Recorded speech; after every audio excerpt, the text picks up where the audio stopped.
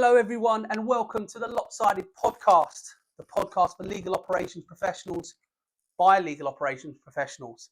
And today I'm joined by Luc Baldwin. How are you doing, Luc? I'm good, thank you, John. How are you? Good. I'm really good, thank you. Really good, and really looking forward to this podcast. Same here. Slightly different take on legal operations. We're going to be talking about how to recruit, retain, and develop legal ops talent in what is, unfortunately for me, fortunately for you, quite a fluid market at the moment, isn't it? Yeah, I mean, it's to be honest, the last sort of 6 months hasn't been as buoyant as it has done a couple of years ago. But you know, it's sort of go back 9-10 years ago when you sort of moved into this type of thing. It's just grown exponentially from there, hasn't it? And you know, I think you can see the firms are getting it right if they're sort of people are bought in from the top, Yeah. and they can see the value that these type of people add, then the team's just going to grow. Very true. And I'm keen to jump straight into this, but let's get a bit more about you first. So the questions I asked everybody on the podcast is, firstly, who's your hero? I think I was thinking about this, but I'd probably have to go Tiger Woods. I think. I'm a big golf fan. Yeah. Yeah, what he did for the game, he was my idol growing up. Oh, okay. I mean, yeah, phenomenal athlete. I mean, nerves of steel, right? Absolutely, stuff he's done is unrivaled. And what's your biggest accomplishment? Well, I'd probably say maybe placing you at HSF all those years ago. That was a big. That was a big sell. I had to really that was, crowbar that one in. Yeah. I worked it out the other day. I think that was that's about 9 years ago now. It was a while, yeah. So you've been doing this for quite a bit, haven't you? That's crazy, yeah. I mean, I think you were probably one of the first people that I kind of spoke to, and that was my move from the client value team in Reed Smith into HSF's from the dream pricing team function at the time, wasn't it? Yeah. That's it, yeah. And Great then you move. went from there. So no, I'm obviously joking, but it's I think well, probably look. I mean, obviously there's professional stuff and personal stuff, but I'd say proud of the starting a business in COVID and stuff. That was a bit of a leap of faith. Yeah, I mean, it's gone well over the last 4.5 years. So yeah, that was a bit of a risk, but it's worked out all right. Yeah, and look, in fairness to you, recruitment, I think, is a market that attracts a lot of scrutiny, and there are some brilliant experts in that space. And I'd say the handful of true experts in the legal operations recruitment space, executive recruitment, is a bunch that you're definitely a part of. So that was why I was so keen to get you on here. And final question: which song would you sing on a team karaoke night out? There's no there's just a straight decision on Don't Let the Sun Go Down on Me. Oh, George Michael and Elton John. So you get someone else involved to do the Elton bit or whatever you want. That's come out a few times. why am I getting visions of you and James Boys doing this kind of, Elton and George Michael as the Baldwin Boys founders? That's never actually happened, but that could be that could be on the cards. Yeah. And final question before we delve into it: what would you be doing if you wasn't doing this? Like, what's your passion? Oh well, I'm into every sport basically. So if I could choose, I'd be a professional golfer, but unfortunately, I'm nowhere near good enough to be one of the top people there. But that's what I'll be doing. So into this, as I said, the subject, a key one, a critical one that impacts all law firms, big law, big four, small law firms. I mean, everybody in the legal industry. It is this piece on getting recruitment right, retaining that talent once it's in, the development of that talent to create those future leaders within the business. How would you describe the current landscape for recruiting legal ops talent? Are there enough skilled candidates to meet the demand of the businesses? I think, like I was saying, I think the market at the moment isn't as buoyant as it has been. I think a couple of years ago, you'd definitely say there was a candidate shortage, and there's probably a few reasons for that on both sides of the coin. I think looking for talent, if you keep sort of fishing from the same pond, then you're obviously going to get the same type of people. Yeah. The sort of recruitment strategy, as these teams have grown, they've grown pretty quickly. So it's really difficult to sort of map that out at the start. But I think, yeah, I mean, the type of skill set you can bring people in from other areas. There's lots of transferable skills. You get, you yourself started off right at the beginning in revenue and working capital. You get people who are ex-lawyers who come in, who can do legal project management. If you've got the head for finance and figures, you might come from an accounting background into pricing. So there's all manner of it really, but I think it just depends on your strategy and what the leader in the team likes to bring in. Are there any? I mean, legal operations is a broad church of different kind of subsections. Is there any particular areas within legal operations where you're seeing a real demand for expertise for candidates? I think I don't want to sort of sit on the fence or be generic with these answers, but I think at the moment it's fairly sort of, I wouldn't say there's any particular area that kind of jumps out. I think maybe going forward, the chat about innovation and AI, which we could probably talk about a little bit later. It's not really my specialism, as you know, but that type of stuff's obviously going to come in. How is that going to affect the different areas of legal ops? How's it going to affect personnel and the recruitment strategy? All questions to think about going forward. Okay, and in terms of skills and attributes for those candidates, what is it that businesses are looking for? What are the non-negotiables? Well, it obviously depends on the level, doesn't it? Once you get to your level, you're leading a function, then the skill set's different. I think at the lower level, when people are starting out, for me, when I'm talking to people, it's about attitude. And I know that's, again, it's a bit cliche, but I speak to a lot of people in these areas who sort of do 18 months or 2 years. I'm sure you've worked with many before, or come in contact in recruitment processes where they want to run before they can walk. They want to be earning a load more cash, and they've only got a couple of years experience. So I think the attitude there, a humbleness, humility rather, that's the word. Some of those guys, if they sort of seep into overconfidence or arrogance, I think that's just not going to work. But when you get to that higher level, it's about being able to talk to lawyers, and in a lot of these areas, understanding the levers of a law firm. How does profitability work? At the end of the day, it's a business. If you've got a practice group that's struggling profitability, well, how do we change that? So I think it depends on the level. So what is you touched on candidates there. Like, what is the main challenge that you find when sourcing legal ops candidates? Well, I think it stems, again, I'll sort of talk about this a lot, but the buy-in from the partnership at the top. What type of people do they want?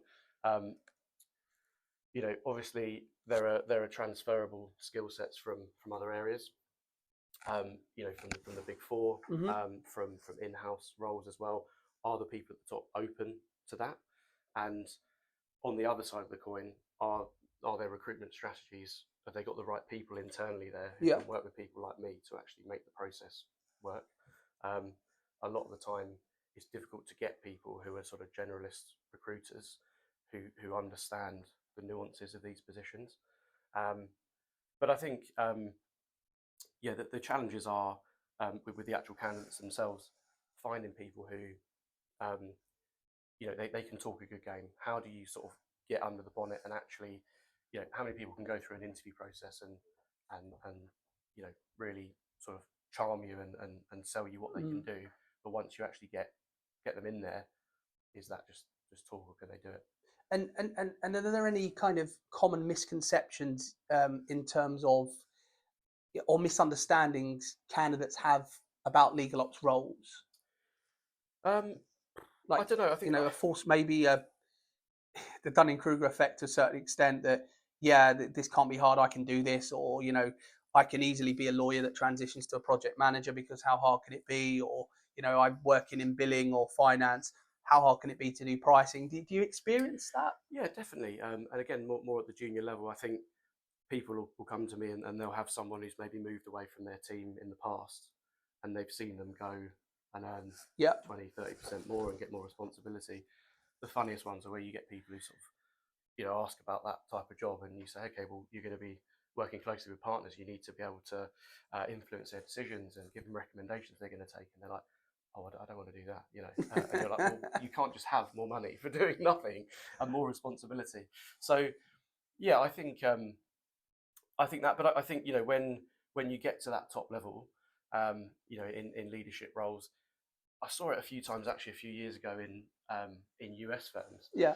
and I've sort of talked about this before. People probably heard it, but like a trophy hire, you know, you get a client that you're trying to win business from, and they go to another law firm, and you get the feedback, oh, you know, you didn't offer anything in terms of LPM, or you know, you just had your hourly rate, and that was it.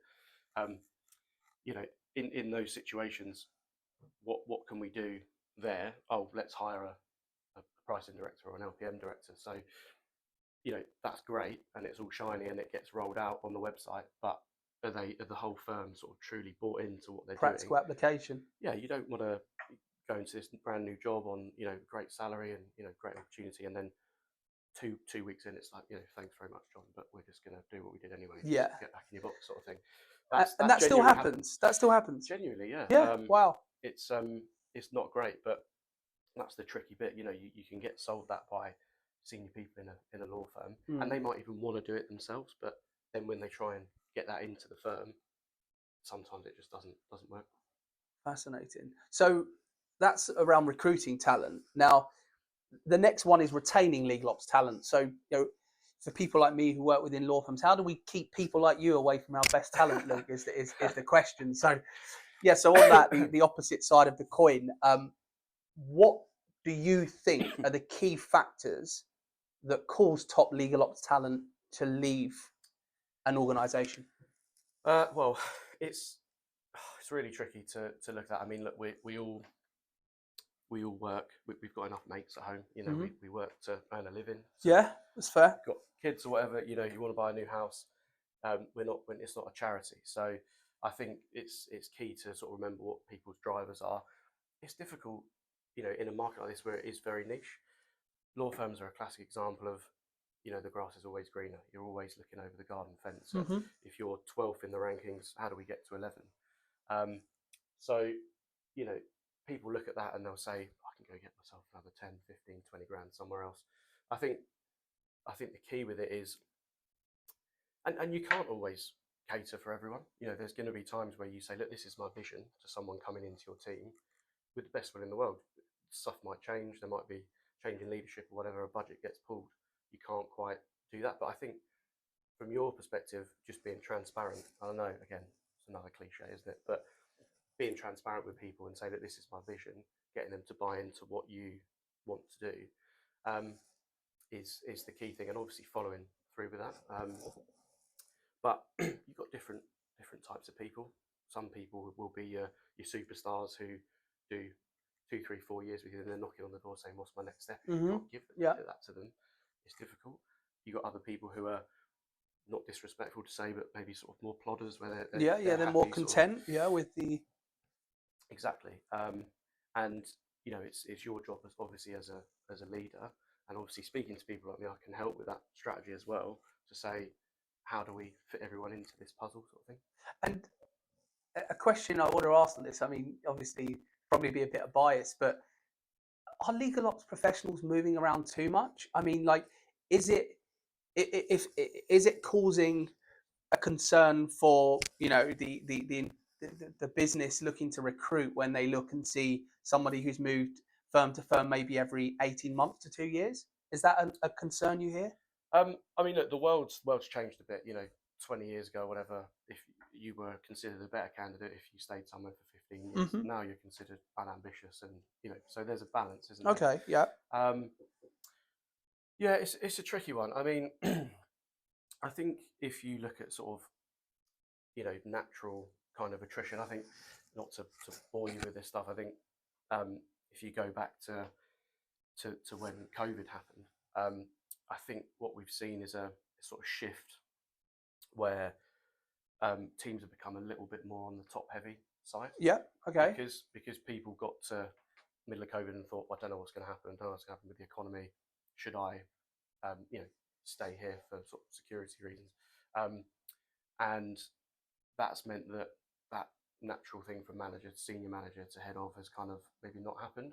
especially in the States, you see salaries have gone up a lot because you're looking at a senior analyst or a manager or whatever being on a sort of senior manager salary because they've stayed there.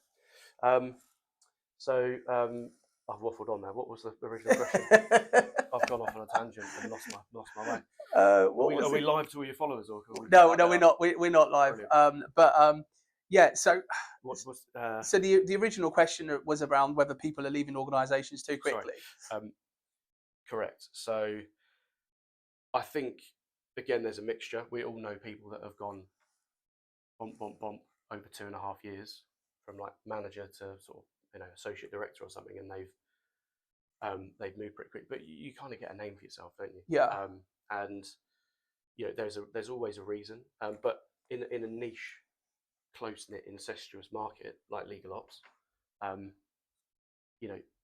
it's probably easier to spot.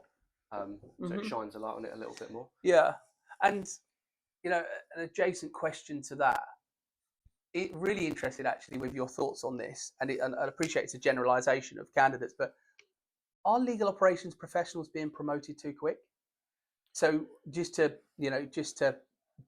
give some context to that question, are you seeing the level of experience and quality of people within certain roles not quite being what they used to be, or vice versa? On the face of it, I'd agree with that. I think yes. I think they probably are. The difficult thing for people is that in your position is that you want to treat everyone as equally and have your morals and say, look, I know you're doing well, but in my mind I've got where I want my team to go. You're not ready for that promotion. I'm going to leave then. Then you've got a decision to make. I can give you examples from both sides where someone's got 18 months to 2 years experience, and I'm like, I think you should take a punt on them because I think they're going to be great. And you're thinking, how on earth are they commanding that salary with that experience? But then they prove themselves. Other people haven't, and they get to 100, 120k, and you're thinking, how on earth could you possibly earn that? And that's and in fairness, I think just as a shout out to the role, the work that you guys do. I mean, that's the difference in procuring a quality legal ops recruitment specialist who knows the market, who will have that honest conversation with you, as opposed to thinking, right, I'll get this one in the door, I'll get my commission, if they last a year, hopefully they do, and then off I go. It's a fascinating part to ponder. So we've touched on it a bit, but how important is career and professional development for legal ops employees, or are most just motivated by higher salary and bonus elsewhere? Off I go. I mean, obviously, or is it that development path? Yeah, I mean, it's a mixture, isn't it? It depends what level you're at. I'd say, again, on the face of it, we're not working for a charity here, are we? We want to better ourselves. We want to earn more money. So I think, look, you get a lot of people who say, "No, it's all about the opportunity," and then you come back to it, and it's like, "I'll do it for 125, but I won't do it for 123." So it's you get those conversations where actually, well, okay, well, money is important. I think on the face of it, yeah, that is the main driver. But then, obviously, it depends what level you're at. When you get to a more senior level, it genuinely is about a little bit more the opportunity, my professional development. I think there's, again, you can see the way that you've sort of come up through the ranks over the years, but people want now to get other sort of feathers in their cap. So it's not just I'm a pricing director, I'm pricing an LPM, or I'm legal ops, or and a lot of those people at that senior level now, the next step for them is probably practice management and like a ops director in the COO type position. Whereas before, when this stuff wasn't as big, it would be you've got to be a CFO or an ops director to move up to that role. Now we're seeing that change. Yeah. And final question on retaining talent. What role does kind of workplace culture and team dynamics play in retaining legal ops professionals? And I mean, also remote work and flexible arrangements, are they things that come up a lot? Yeah. And like I've said already, but it depends on the level. I have, I make myself sound very old here. But when I look at people coming out of uni and going to their first job, I speak to some of them and they'll say, "Oh, well, look, I'm actually, one of the attractions here is the fact that I can work from home 3 days a week instead of 2 days." And I'm like, what are you talking about? Like, you know, if you've got kids and that, you know, there's a different answer there. But with some of these guys, they're going to learn quicker if they're rubbing shoulders with partners, people like you, Mm-hmm. to you know, by osmosis. They're sat at home in their bedroom on their laptop. You know, that's probably a reason we've seen maybe, you know, this person's done 2 or 3 years with me. Why are they not getting promoted? Because they're not there yet. Yeah. That's a big point for me, and I'll always say to people that just I wouldn't really think about that.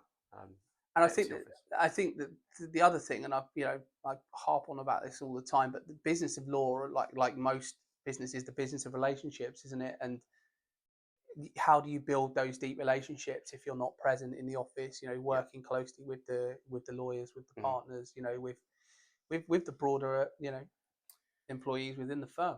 Agreed, but that has to work both ways as well. When you get a firm who is sticking to a policy and saying that, you know, it's going to be 3 or 4 days a week in the office, fine, but don't then have them come in to sit in rooms like this and have a meeting with a partner who's at home.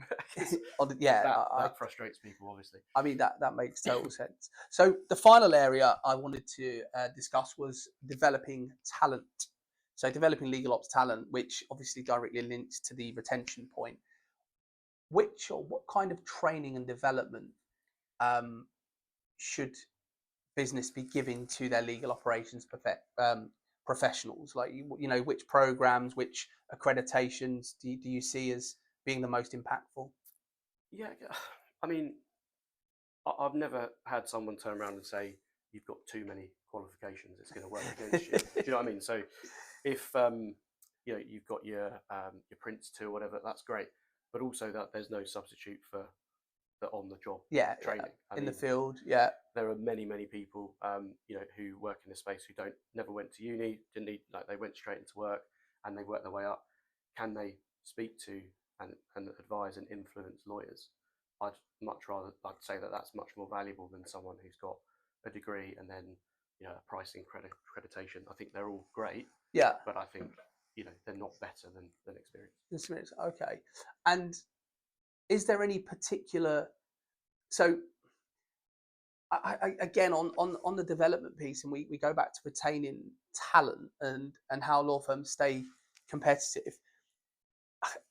I suppose from a law firm perspective, I think one of the challenges I've seen when speaking to leaders is it's like you want to invest in your candidates to, you know, do the Lean Six Sigma. You know, it might be a Prince 2, it might be, you know, whatever, you know, credentials or accreditations it is. But it's then also, it's that chicken and egg. It's like you're then making them more attractive to the market by investing in them to give them the development. What could leaders be doing around that to kind of circumvent those issues from arising? Because you can't just not develop people because you don't want them to be attractive to the market, but you also want them to have the skills to be good at their job, right? Of course, yeah. I mean, that's one of those dilemmas in life that you probably never have the answer to, because I can't even think of the quote. There's a famous quote, isn't there, from someone at Microsoft? You know, what if we train our people and we leave? And he's like, what if we don't and they stay? Yeah. That's exactly it. Yeah. So, you know, I think the transparency point is very key there. Mm-hmm. It's really difficult because, you know, if you've got someone on 75k and they get an offer at 100 somewhere else, it's you know, at an age in your mid-20s or whatever it is, it's really difficult to sort of say, let's stick with me. You know, that comes down in part to the leader. How much do they trust you? How much do they believe in what you're doing for them? And the people I like working with the most are the ones that recognise that, and they do have a sense of loyalty to the person that's done that for them. Yeah. And I'll always have more of a soft spot, and I'll try and help those people out more because I think, you know, it's the way it should be done. But at the end of the day, I mean, again, I don't want to sit on the fence, but at some point, you know, you wouldn't be a good leader if you didn't turn around and say, that's actually a good offer. I think, you know, I can't. Yeah, that's fair. That's a fair and people point. respect that, and it comes back full circle. But look, there are more creative ways now. I've seen other firms putting in sort of retention bonuses, which never really happened a few years ago. I think firms were reluctant to do it. I've seen that work really well with a couple of people. Won't name the firm, but, you know, the leader there sort of said, okay, well, we'll give you, I don't know, whatever the bonus was, but we'll give you another 5%, but you've got to stay for Mm. 9 months or whatever, and then, if not, you got to pay it back. Something along those lines. It's just being a bit more creative, and it's ask the question to the person. Actually, that's a pretty good deal. I think I'll stick with it. Yeah, and I mean, there's that lens there of how the business can develop people, but in terms of legal ops professionals, in their own personal development, what advice could you give somebody, looking to stay relevant and grow within the field of legal ops to build their own brand in the market? Yeah, I think don't pigeonhole yourself. We talked about it before, getting more feathers in your cap. If you're, a legal project management professional in a disputes capacity or a corporate practice group alignment there, you know, try and get involved in conversations elsewhere. Um, you know, Clifford Chance do it quite well in their pricing team. They've seconded people out to various offices. Hmm. So if And you to clients, a lot of exactly firms do now. Yeah. exactly, so getting that experience under your belt, even if you're not sure, just go for it. It will be 6 months or a year or whatever. Get that under your belt, um, and just keep adding to what you're doing. Okay. Sound advice. We'll see. So, wrapping up on this, in your experience, what's the one thing that organisations should be doing to become an employer of choice for legal ops talent? I.e., that people set out on their journey, and the final destination is I want to get to that business. Um, I think they should be very consistent in their message to throughout the whole sort of interview process and the recruitment process. I think communicating from the very, very top that they're bought in to legal ops, and that they know that the value legal ops Hmm. people add Hmm. is of paramount importance to the firm. Talking about your old place, HSF, with Justin D'Agostino, I think one of the guys I placed in the pricing team there was a sort of analyst or senior analyst, and got an email from him saying, "Brilliant work on that." Yeah, he's a great leader. That was excellent. He's a great leader. And you don't get that everywhere. And I think he was sort of, oh wow, that's pretty cool. And just communicating that that the leadership are bought in to what the legal ops teams are doing, because I think that people can say it enough, but actually backing it up with that's really true, and it's ingrained in our culture, is the key thing. But you know how quickly things can turn if there's a new managing partner who comes in who isn't as put into it, things can change. Hmm. So it can be pretty fluid. And what trends do you predict will shape the future of legal ops hiring, retention, and development in, say, the next 3 to 5 years? I think things will just continue to grow. I think I probably see, because it is such an expanding area, I'd predict that a few of the big firms might have specialist sort of in-house recruiters. They'll hire people to handle this stuff on the inside as well. I Interesting. think, because again of the amount of value that it adds. That's the main thing, and I think in terms of trends, I think we'll see, like we're saying about fishing from the same pond. If you can look at teams in the Big Four, or the consultancy areas there, or in-house teams, bringing people across, because you've got those three areas. People, if they've done 5 years in one, might want to move to another. And Yeah. I think You can valuing move. You that don't need to talent, move out. You can move across, right? And that's the whole point. exactly, If it's a good business culture. you can come full circle. So yeah, I think recognizing that, and I think with those strategies, I think people are sometimes hesitant. We know that law firms can be fairly change resistant sometimes. They're hesitant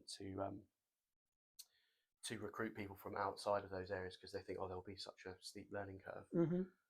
But by the same token, respect that those other areas, in some cases, the internal operations or the way they work is probably further ahead than current big law firms. Yeah, So actually, they can add stuff rather than be a burden that's for the first interesting. few months. So, just another point on that, in terms of kind of the demographic of recruitments that you do, in is it all into law firms, or is it into Big Four? Is it into clients as well now, or? So James boys, so we kind of split it really. Tend to work more with law firms. James would work more in house or with the Big Four, the legal departments of the Big Four. Okay. The majority of the stuff we do is is more in law firms. We did work with a few big clients in-house, and you'd be surprised sometimes. Obviously, you look at Meta and Google and Microsoft; they've got, you know, teams of hundreds of lawyers, you know, globally. So there's a need there for these big legal ops teams now to support them internally. But you'd be surprised, there's some big companies, very like household name, massive corporates who have one or two people supporting the GC with that type of stuff. So I predict that that's just gonna grow as well. It has to. And final question for listeners who are currently looking for a new role, you know, or even just looking to take the next step or potentially thinking about it, what would your top piece of advice be for them? Don't speak to me. I'm useless. No, I would say, you know, pick one or two or maybe three maximum recruiters and who know what they're talking about in this space. Go and meet them, see the whites of their eyes, and talk to them about what you want. You know, now we've got networking organisations. You've got Legal Value Network in the States, TVPI. You've got CLOP. You've got all these and loads of content on LinkedIn, stuff like this, to sort of get your teeth sunk into. So I would say, you know, if you're just going to sort of put an alert on LinkedIn and just apply for stuff, you know, you're probably not going to get anywhere.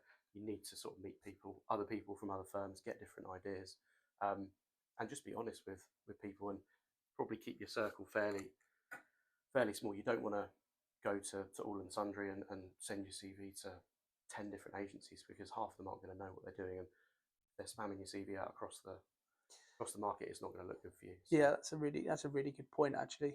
Well, look, Luc Baldwin, thank you for your time.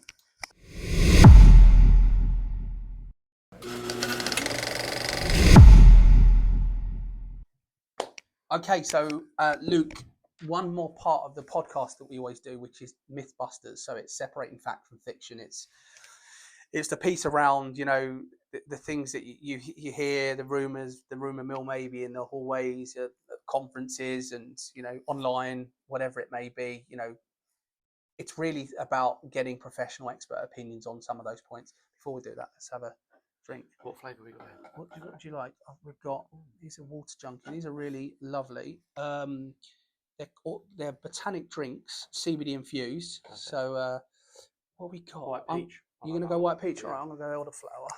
I do love these, by the way. I haven't shaken them up before. No, they're really good actually. Very low calories for someone at later stages of life. So. Oh, very nice indeed. Okay, so that looked like a shameless plug, by the way. Well, it is. For the avoidance of any doubt, this is not sponsored. A sponsored product. It's just a friend of mine Don't worry, who there's provides no conflict, mate, with other CBD drinks. So this is your magic button. So I'm going to hit you with 3 statements, and if you don't agree with them, hit the button. Tell me why. But if you think they're true, again, it'd be really good to get your view on that.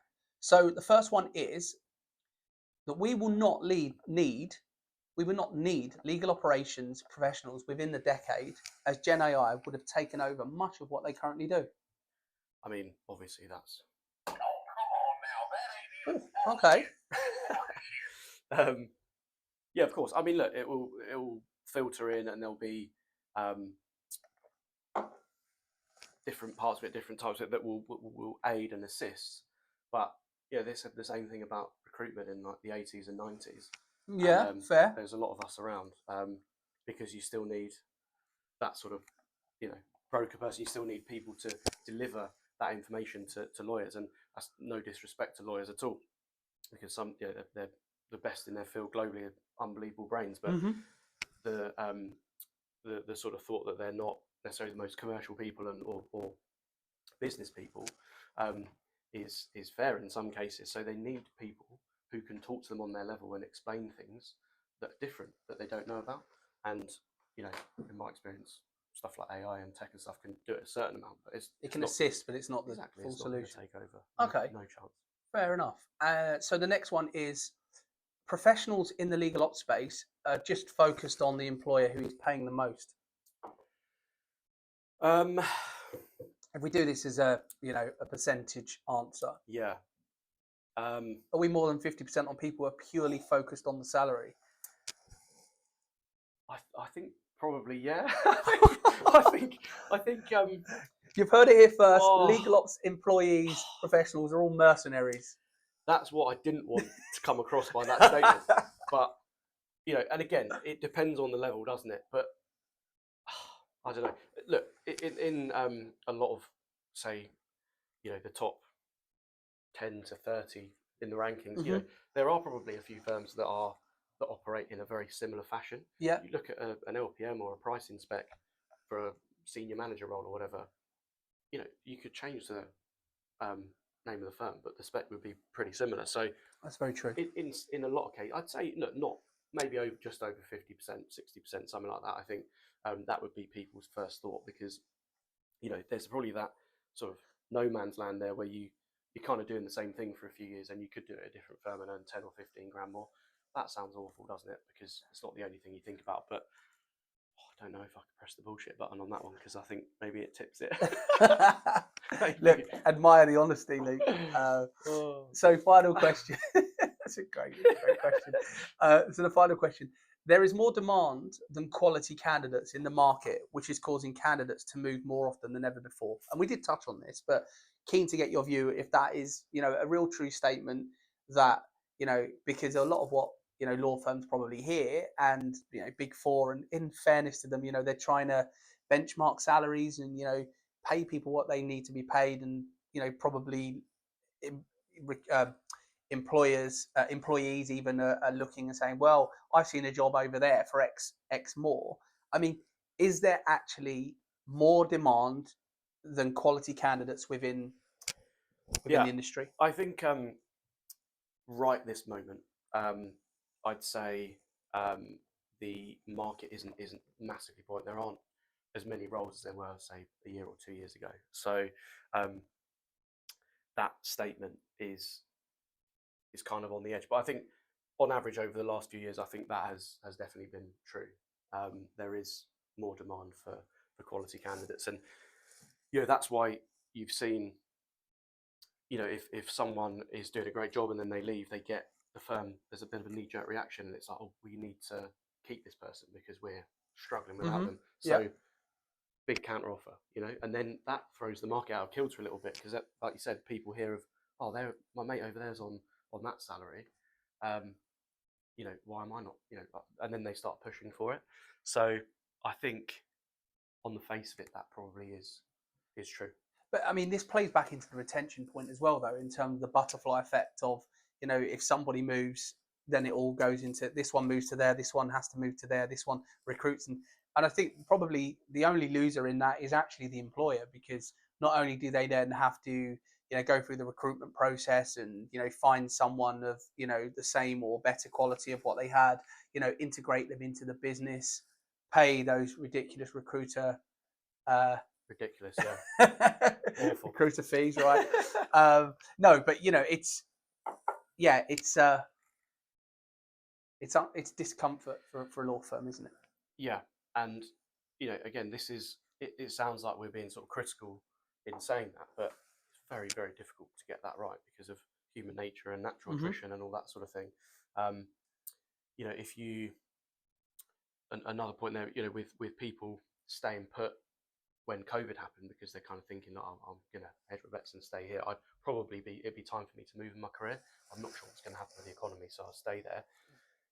That kind of upset the model of the Big Four, the general model there at PwC, wherever, because their model is to bring people through out of uni. They then get to a point where they qualify as an accountant, or they get to consultant level, whatever it is, and then they go off and move into industry, and that didn't happen.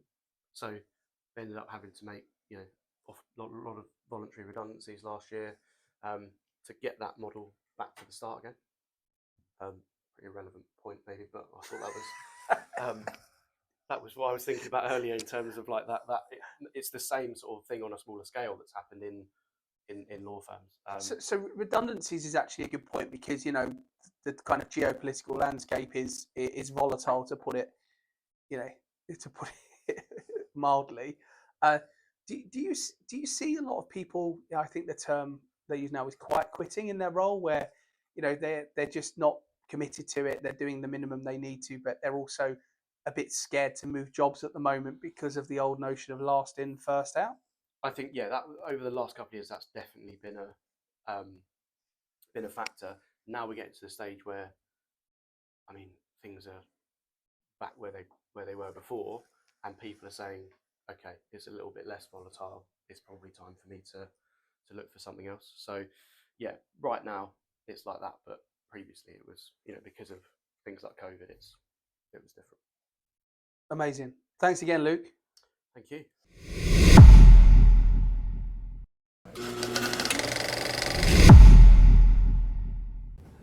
Thank you for watching the LOPSided Podcast with me, John O'Donoghue. Don't forget to follow us on TikTok, Instagram and LinkedIn at the LOPSided Podcast. Check out our website at www.thelopsidedpodcast.com, and most importantly, like us and subscribe to us here on YouTube.